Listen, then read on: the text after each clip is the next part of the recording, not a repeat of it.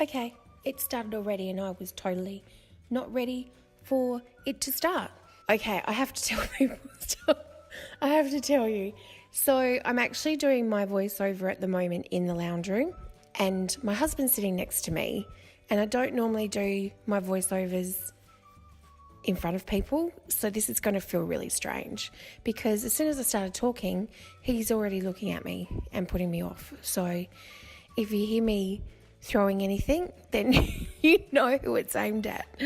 So I wanted to just cover this full page in some paper, because that paper, which came as a cutout, which would be perfect if you do project life, etc., was so gorgeous. I just wanted to let it shine and have its own spotlight. I didn't want to cover it up. I didn't want to use it in a background. I didn't want to rip it up. It was just gorgeous. But of course it wasn't big enough for my page. And then as part of it, the kit, there's also the black and white, kind of almost like you could colour it in. You could almost colour that in with a bit of watercolour, same version of it. So I decided to add that on top to extend it because I thought it complemented it. And then I felt like I just needed to break it up a little bit, because you could see the join where I'd added them both together, but not that it really mattered, but you know, being a fuss pot, I wanted to cover it up. And so I decided to add more pattern. Now I know it's like pattern on pattern, but sometimes it just works because that's script writing and it's very neutral and it just blends in. And then I wanted to put this title on there because I felt like it was very simple and it didn't take away from it, but it also added to the actual whole page. This is a photo. Oh, so actually before I explain the photo, I'm trying to tell you there that I couldn't find my spatula, and this little thing that I'm using is actually a really old basic grey device for when they used to do rub-ons. That's how long I've been doing this for. So yeah, it was actually a rub-on tool.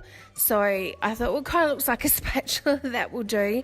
And what I'm doing here is mixing in some of the watercolour, liquid watercolour that you get in the colour kit, which is another kit that we offer if you like mixed media, etc. I'm mixing it up with a bit of liquid latex, I was going to say then.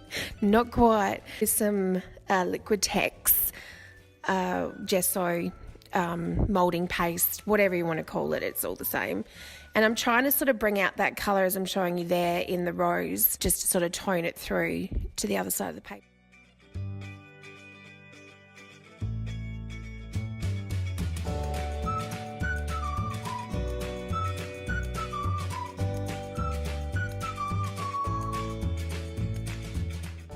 You also get these stencils.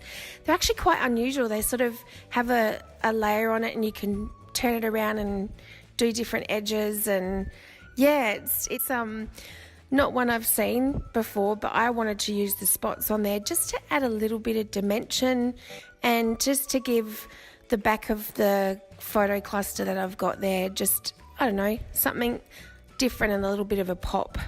So easy to use. The main thing is when you do anything with gesso or moulding paste is that you always clean your stencil off really well. That colour was so pretty. It turned out so nice. It actually turned out more like the flower down in the bottom right hand corner than it did in the one I was trying to match it up to, which is usually the case. Sometimes it can change a bit once you've mixed it all. And I'm just drying it off. I dry off my moulding paste with my heat gun. It bubbles up a little bit, but I actually quite like that look.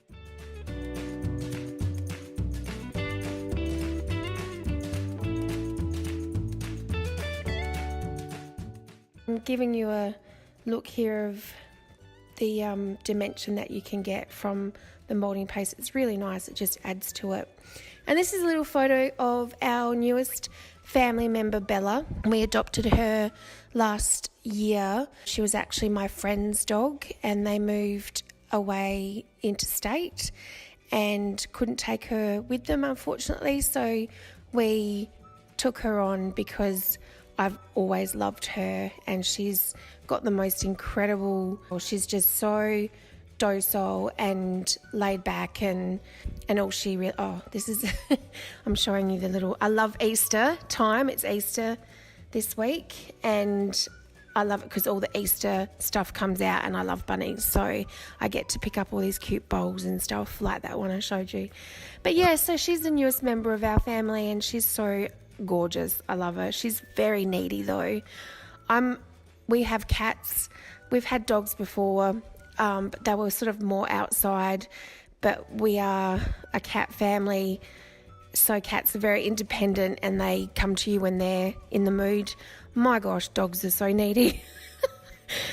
She's constantly just staring at you like as if to say, please, can you love me and give me some pats? And she follows me everywhere and I'm so not used to it, but I do kind of like it.